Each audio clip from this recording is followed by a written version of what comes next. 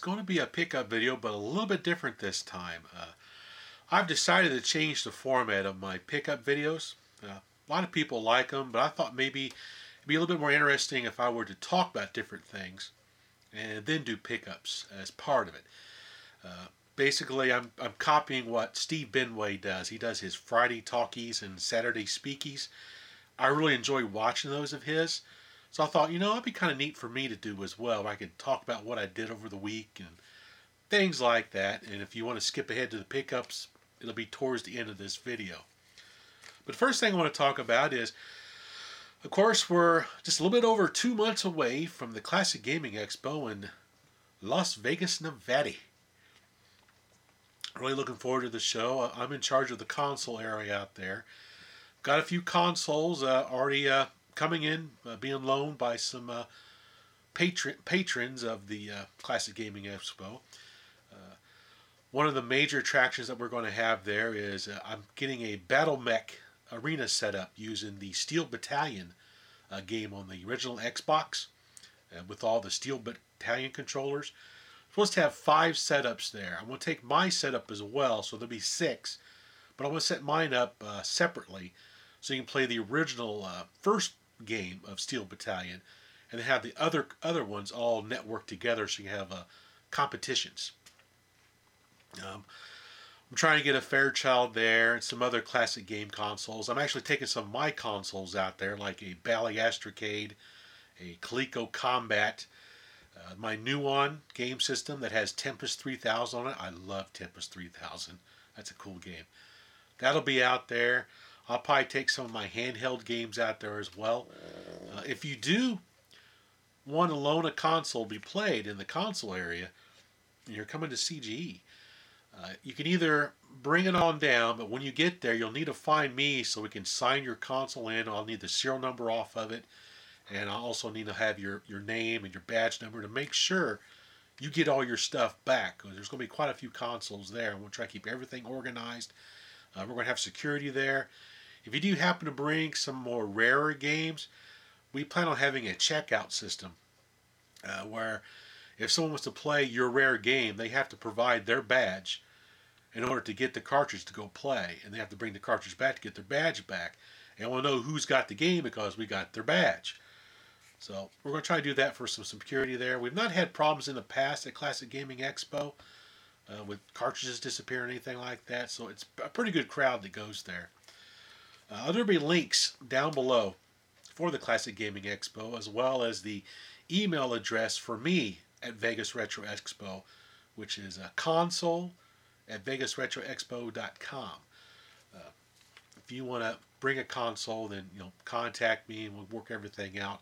Another thing we're looking for is TVs for the activities out there. I've got a guy in Las Vegas right now, name's TJ, that's been finding a few TVs for me, so that's awesome. If you're local to Las Vegas, you want to help out, trying to locate TVs and such, let me know, because we're in dire need of TVs. Anyway, enough of that. Let's move on. Of course, this week, Ferg from the Atari 2600 Game by Game podcast released his newest episode that was covering Asteroids and Berserk. As a part of that, I held a contest for him where I gave away a Flashback 4, complete in the box, sealed.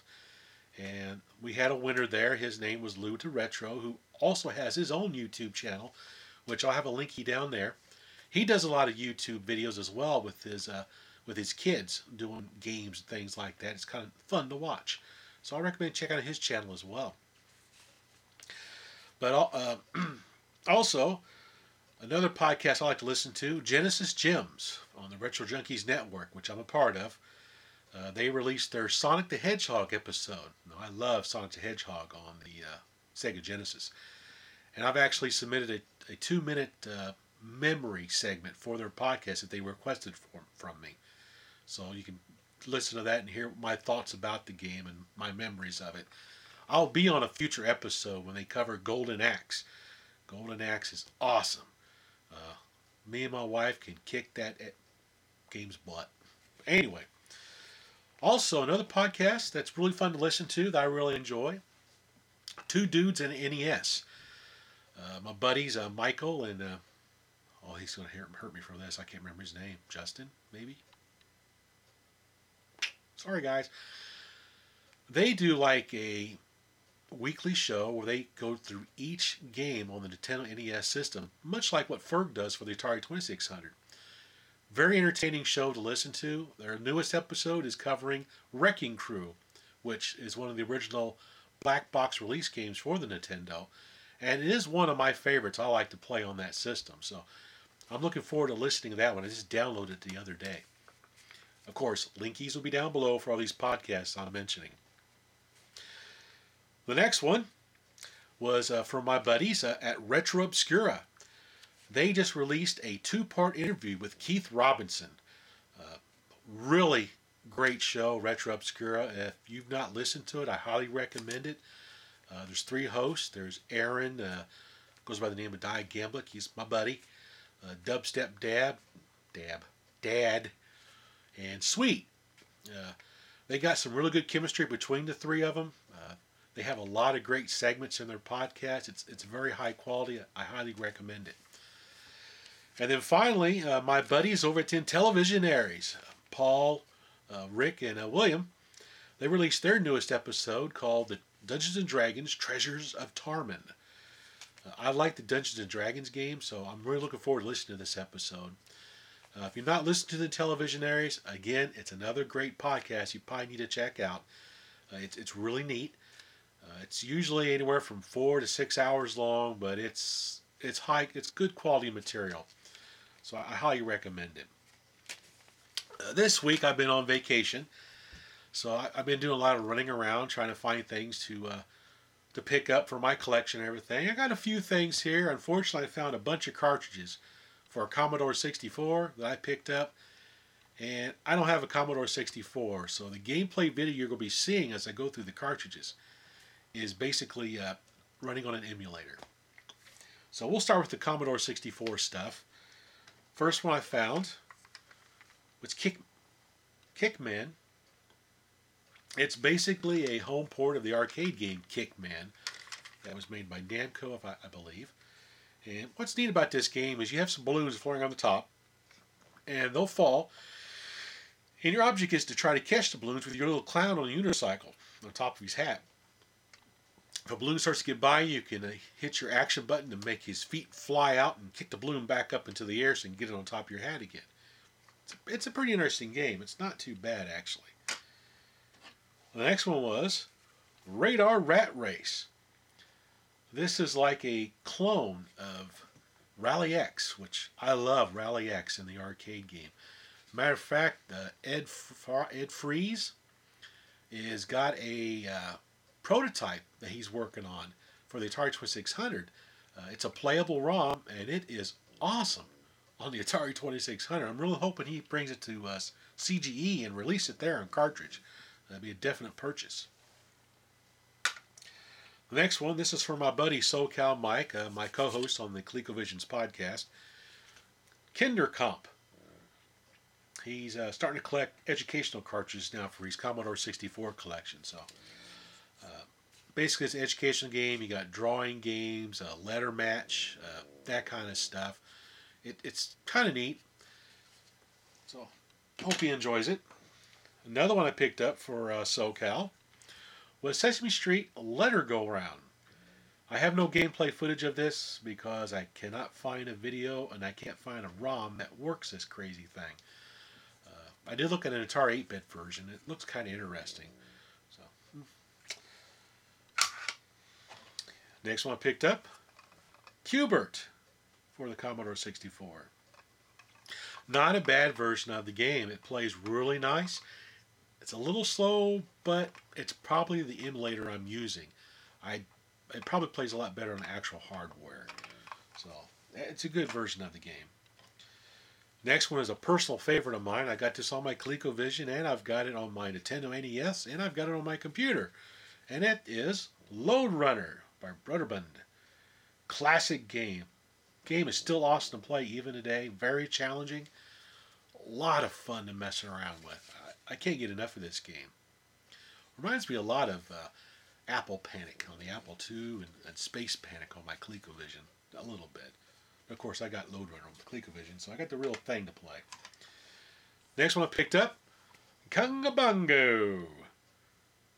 Pretty good game. Not too bad version of the arcade port. This one's going to my buddy SoCal for his collection. Next one, Clowns. Basically, the arcade game Circus. You got a seesaw around the bottom of the screen. You got to try to catch your clown on one end and shoot him up and poof, pop the balloons and everything. It's a good game. It requires the paddle controllers. I wasn't able to play it on my emulator because I couldn't get it to work with my mouse to emulate the paddle. So I just let it run in demo mode so you can see the guys moving around up on the screen and everything. Next one, Miss Pac-Man. Pretty nice. It's not bad on the Commodore 64. Again, it runs a little bit slow, but it's probably due to my emulator. I bet you the actual machine plays it normally at full speed. But it's a good version of Miss Pac-Man for the Commodore 64. And the last Commodore 64 cartridge I picked up was Koala Painter. Don't have the tablet for this, but you know, it was only 50 cents. I went ahead and picked it up. Figured someone might need it. And then next, I picked up Motocross for the 32X. It was a $1 game. It's cheap, so I went ahead and picked it up anyway. I've already got one up there because I made a pickup video earlier on this game. But it doesn't hurt to have another one. Use it for trading or, you know, whatever. Then for my Jaguar, I picked up another copy of Checkered Flag. Now, my copy's in the box. This was a loose copy. This was a 50-cent game at the flea market. I've tested it and it does work. So, doesn't hurt to have some extra stuff. Then the next one I found was for my Sega CD, Robo Aleste. Hope I'm pronouncing that right. Aleste? We'll say Aleste. Take command of the Robo Aleste War Machine by Tengen. Cool. I like scrolling shoot 'em up games. And this was a surprise to me. I didn't know this was out on the Sega CD. And when I found it there, it was just the disc itself. It was only the disc. Disc and the instructions. I picked up this DVD case and printed off a label just to put it in something for my shelf. So it didn't come this way. I made that. The unfortunate thing is the instruction book is glued together. I guess it got wet and all the pages fused, so I want to try to get out my steamer and see if I can steam along the edge right here to get the pages to separate, and then put some towels in there to keep them separated while they dry so I can open up the crazy manual for it. And the next thing I picked up was a boxed California games for the Atari 2600. Not really played this game before. I couldn't resist. It was a boxed game, so I went and picked it up. It was only $1. And actually, the game is not that bad. I like the downhill race with the guy on the bicycle. I can't play it with the darn.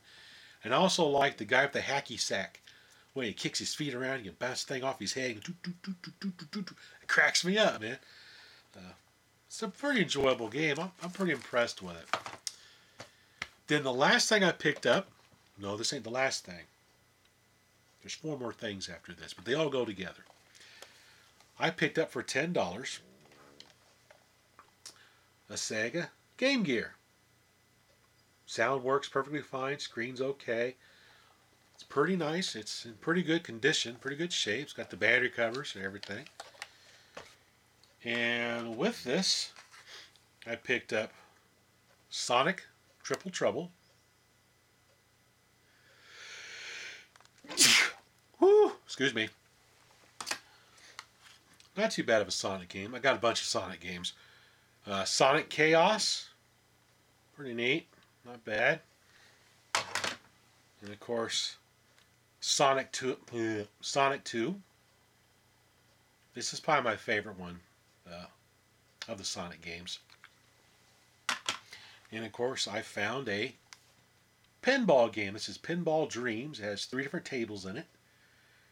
Pretty good pinball game. The physics are pretty nice. The ball doesn't float around very much. The ball is kind of small, and it's pretty hard to see on that Game Gear screen. And as we all know, the Game Gear screens aren't that great. Basically, you can't look on it like this. You got to hold it at an angle in order to see the screen. If you look at it straight on, it looks like it's blacked out no matter how much you adjust the contrast. So that's the only downfall. I wish that Retron or somebody would make an adapter or a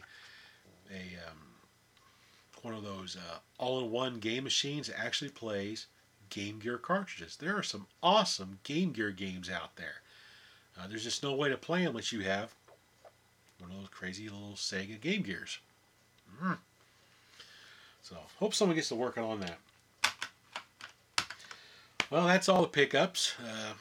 Next week, I'm going to be hanging around town some more. I got to make a couple business trips, so we hit a couple of my flea markets and a couple of my game stores that are out there that when I get in that area I like to visit, see if I can find anything new, find any new Sega CD or any new Sega Saturn games. I'm still trying to find Mass Destruction for my Sega Saturn and Battle Stations, among some other ones. I do have them on my PlayStation, but it seems they play a bit better on the Sega Saturn. I noticed that with In the Hunt. I played In the Hunt on my Saturn, then I played it on my PlayStation 1, and it seemed to run a lot smoother. It had a lot better visuals and seemed to be a little bit better control on the Sega Saturn. So I'm going to see what Mass Effect does, because I like Mass Effect on my PC and my PlayStation. I've heard Mass Effect on the Saturn is the best version I have, so I will see once I find it. So that's it for this week. I hope you guys enjoy the new format. I got to tweak it in a little bit more. It should get better as I go along. I'll find more things to talk about. Anyway, thanks for watching.